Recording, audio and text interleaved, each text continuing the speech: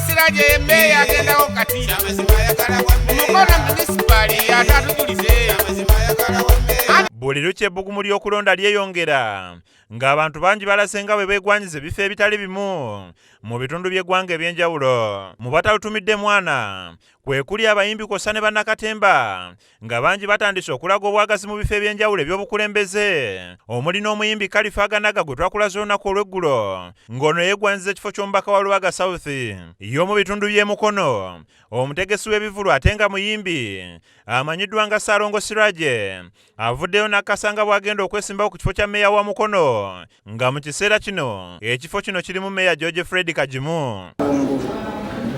Navuddeyo okwesimba ku kifo kya mmeeya municipality Mukono. Ekyanzijeyo okujja okwesimbawo njagala kukulaakulanya Mukono.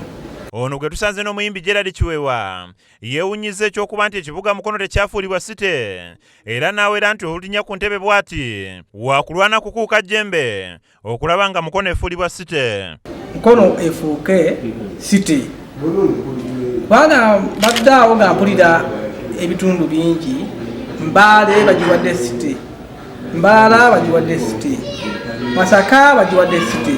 Neŋŋamba naye nze nga lwaki tetuvaayo gundi tugituuma ki tugiwa site Mukono kubanga Mukono tawuni y'amaanyi nnyo. Akabonero ono kazze nako Kandongo nga yeeganye n'ebigambibwa nti ali wansi wa kisinde kya People Power.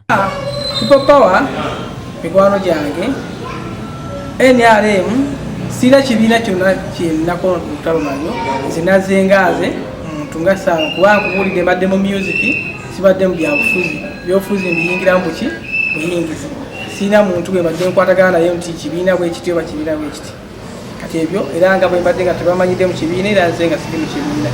Wabula wadde nga n'abalondeddwa nga mmeeya agamba nti si wakuva ku kuyimba kubanga gwe mulimu gw'omutongole. Akabonero kange Ndongo ne ŋŋamba ow'omulimu gwe siguleka mabega kangende n'omulimu gwange. Ono omuyimbi Gerald Kiwewa musibiridde entanda era namwagaliza obuwanguzi.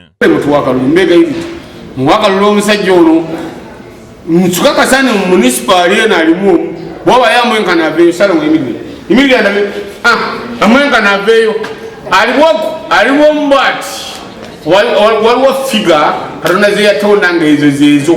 Ekyabayimbi ne bannakatemba okwetaba mu byobufuzi si kipya nga kati olubwamu omubaka wa Lubaga South ye yaggulawo olwokaano luno oluvannyuma n'agoberera omuyimbi Bobi Wine nga kati mubaka wa Kyaddondo East era nga yeegwanyiza entebe y'obukulembeze bw'eggwanga lino kw'ossa n'omuyimbi Judith Babirye eyalondwa ku ky'omubaka omukyala owa disitulikiti ey'e Buyikwe. Ssaalongo Siraje mmeeya agendawo kati omukono munisipali atatutulize ani nefireyo giraba tegezesebwako